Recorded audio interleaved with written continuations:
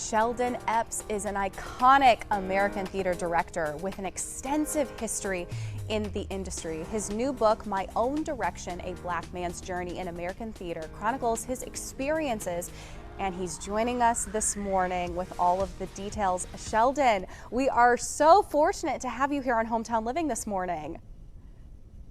Well, thank you. Good morning. It's good to be with you. Well, I saw another interview that you did where you were exposed to theater at a very young age, at about 8 years old.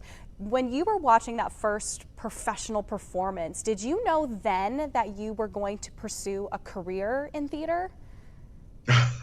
Well, it would probably be a better story if I could say, yes, I knew right away that I wanted to have a career in the theater. That's not quite true, but I did fall in love with going to the theater and seeing plays, and particularly plays that were about my life in some way. And I never stopped going to the theater after that day. And you have had an extensive career in theater, being an artistic director, executive director, also in TV. What have been some of your highlights throughout your career on stage and also on screen? Well, certainly the opportunity to be artistic director at Pasadena Playhouse in California for 20 years, which is a long tenure, and I was one of the only Black artistic directors of a major American theater at that time.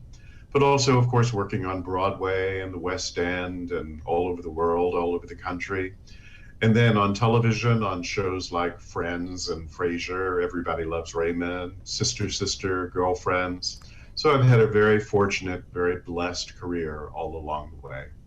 And quite a journey that you've been able to chronicle in your new book. So let's dive right in.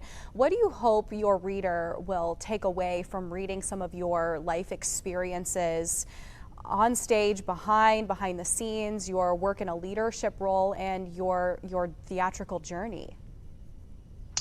I hope that people will be inspired to believe that they can follow their own directions and define their own paths.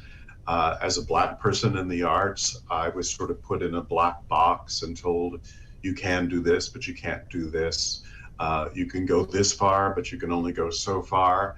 And I hope my book is an example of the fact that if you're ambitious, if you have passion and tenacity, you can go as far as you want and dream as big as you want to dream and make all of your dreams come true.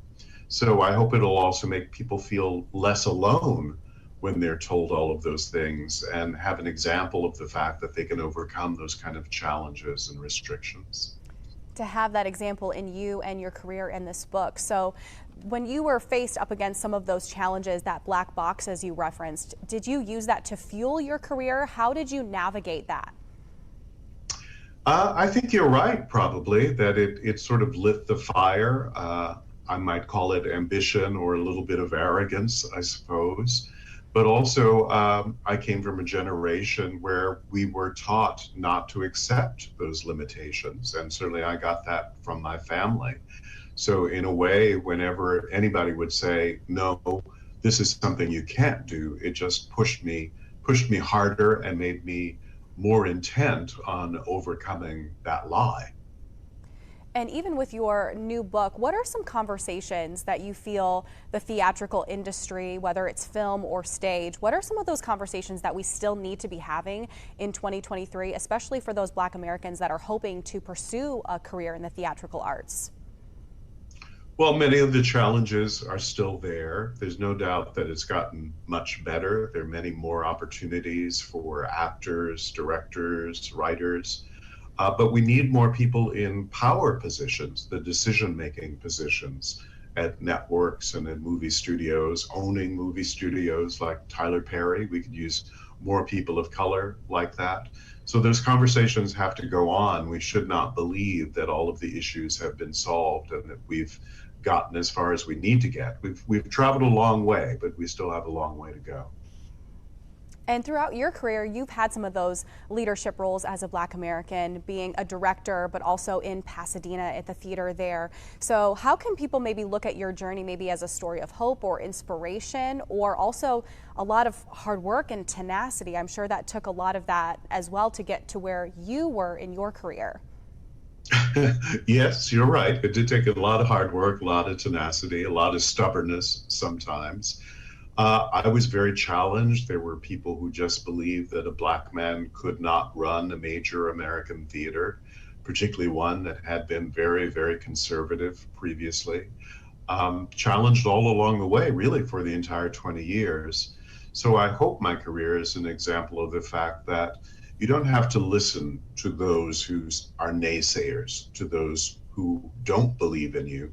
Listen to your own inner voice and know that you can achieve anything and everything you want, no matter what field you're in, but certainly in the field of the arts. Sheldon, thank you so much for sharing your story with our viewers here on Hometown Living. Of course, we can get Sheldon's book everywhere books are sold. Check it out. Get a copy. My Own Direction, A Black Man's Journey. Sheldon, thank you so much for being with us here this morning. Thank you. Thank you for having me here.